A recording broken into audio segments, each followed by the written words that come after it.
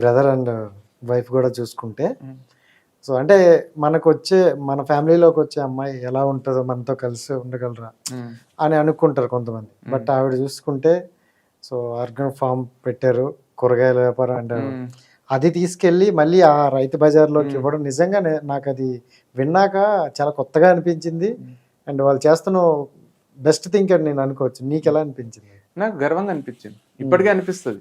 అంటే వాళ్ళు ఒక తప్పు పని చేస్తుంటే, ఏదో రాంగ్ది చేస్తుంటే, వాళ్ళ ఇంటెన్షన్స్ రాంగ్ అయితే నాకు చాలా బాధ అనిపించేది. పోయి వాళ్ళకి చెప్తుంటే కూడా వాళ్ళకి అందరికీ మంచి ఫుడ్ ఇవ్వాలనేది తప్ప ఏం లేదు. అంటే జనరల్ గా ఈ రోజుల్లో చూసుకుంటే మంచి చెయ్యాలి అనుకునే వాళ్ళది ఎక్కువ సక్సెస్ అవ్వదు. చాలా మంది థాట్స్ ఉంటాయి, ఇది చేస్తే బాగున్నాను, ఈ రోజుల్లో మంచి ఫుడ్ ఎవరో తినలేకపోతున్నారు, బట్ మనం ఇలాంటిది పెడదాం అనుకుంటారు కానీ అది రియాలిటీకి వచ్చేసరికి యాక్సెప్ట్ చేయరు. బట్ ఇక్కడ ఎలా కాదు, వీళ్ళది బాగా యాక్సెప్ట్ చేశారు ఆడియన్స్. చేసిండ్రు, ఎందుకంటే వాళ్ళ కాంబినేషన్ అట్లుంది. వంశీది నేత్రాది, వాళ్ళకు సోషల్ మీడియాలో ఫాలోవర్స్ బాగున్నారు, వాళ్ళు చేసే పని బాగుంది, వాళ్ళు చెప్పే విధానం బాగుంది, వాళ్ళు యూజ్ చేసే స్ట్రాటజీస్ బాగున్నాయి. అంటే వాళ్ళు జనాలకి ఎట్లా రీచ్ కావాలి అని వాళ్ళ టెక్నిక్స్ బాగున్నాయి, వాళ్ళు క్రియేట్ చేసే వీడియోస్ టెక్నిక్స్. అంటే అరే వీళ్ళు స్వచ్ఛంగా చేసి వాళ్ళ ఇంటెన్షన్ కరెక్ట్ ఉన్నప్పుడు మనకు మొత్తం నేచర్ అంతా హెల్ప్ చేస్తుంది అంటారు. సక్సెస్ రావడానికి టైం పడుతుంది, కానీ సక్సెస్ ఖచ్చితంగా వస్తుంది మంచి చేసేటప్పుడు. నేను రాసిన ఒక కొటేషన్ ఉంటుంది, నువ్వు మంచి చేస్తుంటే సక్సెస్ లేటుగా వస్తుందేమో కానీ లాటుగా వస్తుంది. సో వీళ్ళ విషయంలో లాటుగా వచ్చింది, కానీ లేట్ కాలేదు. ఎందుకంటే టెక్నిక్ స్ట్రాటజీస్ అట్లున్నాయి, మంచి చేస్తున్నారు, అందరికి మంచి ఫుడ్ ఇవ్వాలని తప్ప ఏం లేదు.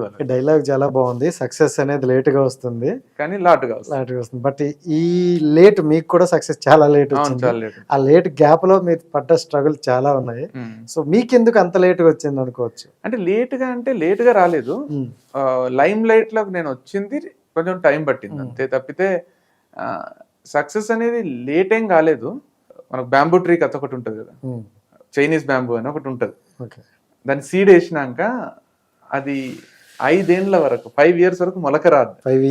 5 years వరకు మొలకనే రాదు. చాలా మంది దాన్ని గివ్ అప్ ఇచ్చేస్తారు, ఇదేంది ఇంత వేస్ట్ ఉంది అనుకొని వదిలేస్తారు. కానీ 5 years తర్వాత రోజుకి అది 1.5 feet పెరుగుతుంది. సో రోజుకు 1.5 feet పెరిగి అది 45 days లో 90 feet పెరుగుతుంది. 1.5 feet అంటే ఇమాజిన్ చేయండి, 4 రోజుల్లో 6 feet, అంటే 1.5 month లో 90 feet పెరిగేస్తుంది. అందరు దాన్ని వచ్చి ఎట్లా పొగుడుతుంటారంట అంటే దీనికి ఓవర్ నైట్ ఫేమ్ వచ్చింది అన్నట్టు. 45 days లో 90 feet, 45 days లో 90 feet.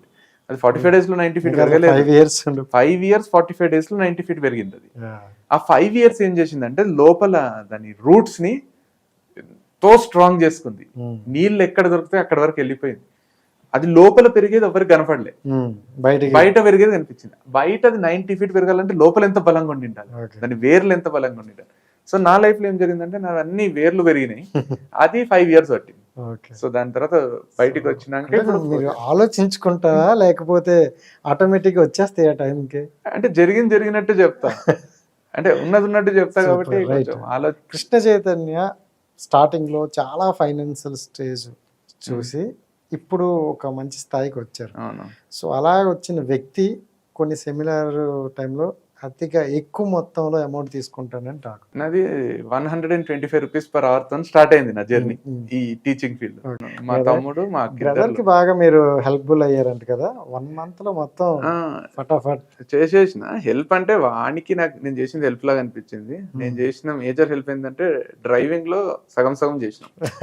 13th ఇక్కడ నుంచి స్టార్ట్ అయినాం, March 13th. 17th Rishikesh reach అయినాం. సో 2000 kilometers 1000 kilometers నేను డ్రైవ్ చేసి ఉంటా, అది హెల్ప్.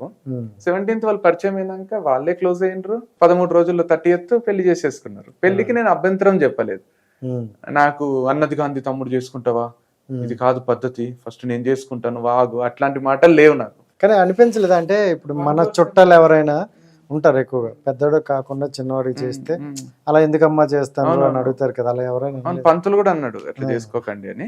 చుట్టాల వరకు పోలేదు ఇది. నాకంటూ ఫ్యామిలీ అంటే నాకేమనిపిస్తుంది అంటే నేను అమ్మ నాన్న అక్క అమ్మమ్మ బావ పిల్లలు 2 అల్లుళ్ళు, ఇది నాకు ఫ్యామిలీ అనిపిస్తుంది. ఇక మిగతా వాళ్ళు ఏమనుకుంటే నాకు ఫరక్ పడది. వీళ్ళకు ఎప్పుడు బాధ అవుతుంది అంటే నేను బాధపడుతుంటే బాధ అవుతుంది. మా అమ్మ ఎప్పుడు బాధపడుతుంది, మా అమ్మమ్మ ఎప్పుడు బాధపడుతుంది, అయ్యో నేను మా తమ్ముడికి పెళ్ళి అయింది ఇక నాకు ఎవరు పిల్లని ఇయ్యరు అని నేను మూల కూర్చొని తమ్ముడు పెళ్లి చేసుకుని నేనేం చేయాలి అని నేను ఏడుస్తుంటే మా అమ్మ అయ్యో పాపం నా పెద్ద కొడుకు జీవితం ఇట్లా అయిపోయిందని మా అమ్మ బాధ. నేనే దగ్గరుండి వాళ్ళ పెళ్లి చేసి నేనే బంధువుల్ని రిసీవ్ చేసుకుని నేను ఆనందంగా ఉన్నప్పుడు నా ఫ్యామిలీకి అయితే ఒక ప్రాబ్లం లేదు. నేను ఆనందంగా ఉన్నప్పుడు నా చుట్టాలు నా దగ్గరికి వచ్చి అయ్యో అనేంత ధైర్యం మా చుట్టాలలో ఎవరికి లేదు. ఎట్లా బిహేవ్ చేయాలనుకుంటే మన చుట్టాలు ఎట్లా బిహేవ్ చేస్తారు. ఇది చాలా మందికి తెలియని విషయం ఏంటంటే మా చుట్టాలు ఇట్లా, మా బంధువులు ఇట్లా, రిలేటివ్స్ ఇట్లా, సొసైటీ ఇట్లా అంటారు కదా, సొసైటీ ఏమంటుందో అని భయపడుతుంటారు కదా. వాళ్ళకి నేను చెప్పేది ఏంటంటే సొసైటీ ఎట్లా బిహేవ్ చేయాలో నీ బిహేవియర్ మీద ఆధారపడి ఉంటుంది. నీ కూతురికి ఇంటర్ క్యాస్ట్ మ్యారేజ్ చేసినావు, నీ కూతురికి ఇంటర్ క్యాస్ట్ మ్యారేజ్ చేసినాక నువ్వే భయపడుకుంటా, నువ్వే ఎవడేమంటాడో అని ఇట్లా బెరుగుంటే వాళ్ళు వచ్చి నిన్ను టార్గెట్ చేసి నిన్ను ఏం అనాలో దాన్ని వేసి వెళ్ళిపోతారు, నువ్వు ఇక కుమిలిపోతావు. నువ్వే దర్జాగా నా కూతుర్ని నేను పెళ్లి చేసిన, బ్రహ్మాండమైన సంబంధం వచ్చింది, ఏ క్యాస్ట్ అయితే ఏంది, నా కూతురు సంతోషంగా ఉండడం నాకు కావాలి అని నువ్వు ఇట్లా రుబాబుగా కూర్చున్నావు అనుకో, ఒక్కడు కూడా నీ దగ్గర రావడానికి భయపడుతుంది. మనం భయపడుతుంటే కుక్కలు ఎంట పడతాయి, మనం పరిగెడుతుంటే మనకంటే ఫస్ట్ పరిగెత్తి వచ్చి మనం పిక్క పట్టుకుంటాయి. ఎంత మనం బెరుగ్గా కనిపిస్తే కుక్కకు అంత అట్రాక్టివ్ కనిపిస్తాం మనం, అది మనం ఎంట పడుతుంది. మనం ధైర్యంగా నిలబడి కుక్క వస్తుంటే కుక్కని ఇట్లా చూసినాం అనుకోండి, అది వెనకకి వెళ్ళిపోతుంది. ఎంత ఫాస్ట్ పరిగెత్తుకుంటూ వచ్చిన కుక్క అయినా దాని మీదకి మనం ఇట్లా పోతే అది వెనకపోతుంది. రియాలిటీ ఇట్లా రాయి తీసుకున్నట్టు చేస్తే అంత దూరం పరిగెడుతుంది. సొసైటీ కూడా అంతే, మనం భయపడుతున్నంత వరకు దానికి అటాక్ చేయబోతుంది. మనం ధైర్యంగా ఉన్నంత వరకు దరిదాపులకు కూడా రారు. మన లక్ష్మణ రేఖలాగా మన చుట్టూ మన యాటిట్యూడ్ మన చుట్టూ మనల్ని కాపాడుతుంది. సో ఎవ్వరు కూడా కొడుకు ఫెయిల్ అయ్యింది అని ఫస్ట్ వాళ్ళే బాధపడుతున్నారు. కొడుకు ఫెయిల్ అయ్యింది, ఇప్పుడు వాళ్ళు వచ్చేయమంటారు. అరే ఫెయిల్ అయ్యిండు, నెక్స్ట్ పాస్ అవుతాడు, నీకు ఎందుకు అంటే వాడు మొహం మీద పెట్టుకుంటాడు. ఒక్కరితోని అట్లా మాట్లాడి చూడండి, 10 మంది విని వాళ్ళు మీ దగ్గరకు వచ్చి ఏం కాదు, అవును ఫెయిల్ అయితే ఏమైతుంది వాళ్ళే వచ్చి చెప్తారు. ఇప్పుడు నేను అదే చేస్తా.